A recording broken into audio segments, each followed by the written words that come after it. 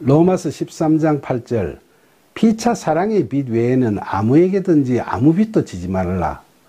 남을 사랑하는 자는 율법을 다 이루었느니라. 바울은 살아가면서 피차간에 즉 상호간에 빚을 지고 살지 말라고 이야기를 하면서 다만 사랑의 빚만은 지고 살라는 식으로 권고하고 있는 거죠.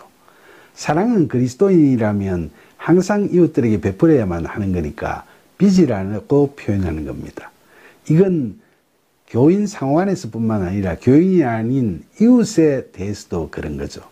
남을 사랑하는 자는 율법을 다 이루었다는 말씀은 예수님께서 우리의 죄를 대신 지시고 십자가에서 죽으시는 아가페 사랑을 통해 율법을 완성하셨듯이 우리 그리스도인들도 하나님의 아가페 사랑을 이웃들에게 베풀어 줌으로써 율법을 다 이루도록 하라는 권고의 말씀이죠. 그런데 이처럼 아가페 사랑을 베풀게 되는 것도 우리의 의지나 노력으로 되는 건 결코 아닙니다. 결국 앞서 봐왔듯이 우리가 믿음으로 구원받아 그리스도 안에 거하면서 성령의 이끄심을 받아 이웃을 사랑하게 될 때 율법이 다 이루어지고 우리가 하나님 나라의 삶을 살아가게 되는 거라고 할 수 있겠죠. 로마서 13장 9절 간음하지 말라, 살인하지 말라, 도둑질하지 말라, 탐내지 말라 한 것과 그 외에 다른 계명이 있을지라도 너 이웃을 너 자신과 같이 사랑하라 하신 그 말씀 가운데 다 들었느니라. 출애굽기 20장에 보면 하나님께서 시내산 꼭대기로 모세를 불러 십계명을 주셨죠.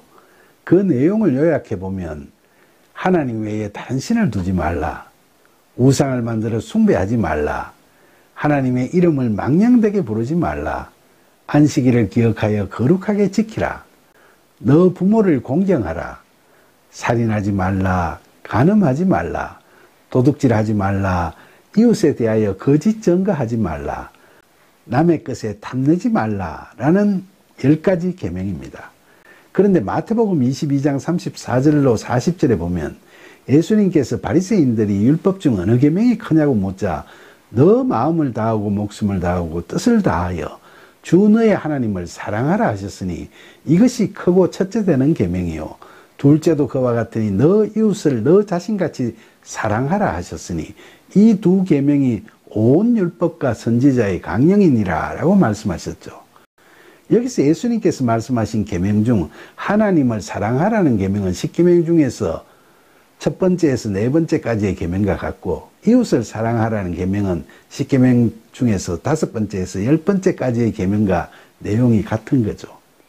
다시 말하면 하나님께서 우리에게 주신 계명과 예수님께서 주신 계명이 동일하다는 이야기죠. 바울이 이걸 이야기하고 있는 겁니다. 다만 구약시대 유대인들은 이 계명을 율법으로 받아들이고 율법주의에 빠져 하나님께서 원하시는 대로 율법을 완성하지 못하고 외식적인 위선적인 그런 행위에 치중함으로써 구원에 이르지 못하고 하나님의 뜻을 실현하지 못했죠. 그래서 예수님께서 오셨고 예수님께서 우리들에게 동일한 계명을 주셨죠. 하지만 예수님의 십자가 죽음과 부활이라는 복음을 믿는 오늘날의 우리 그리스도인들에게는 예수님께서 주신 이 계명은 율법이 아니라 사랑의 계명이고 사랑의 근거죠.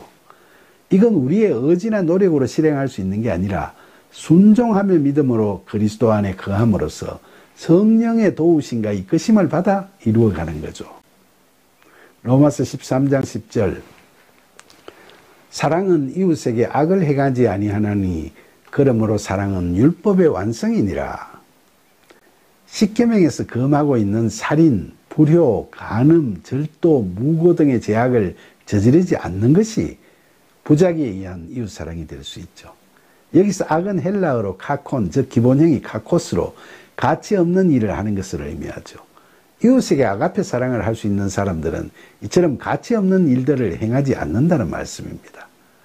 우리가 이웃 사랑을 율법시 하지 않고 성령의 인도하심에 따라 적극적으로 베풀어 나가게 되면 그리스도 안에 거하는 우리로서는 이런 악한 일은 당연히 행하지 않게 되겠죠.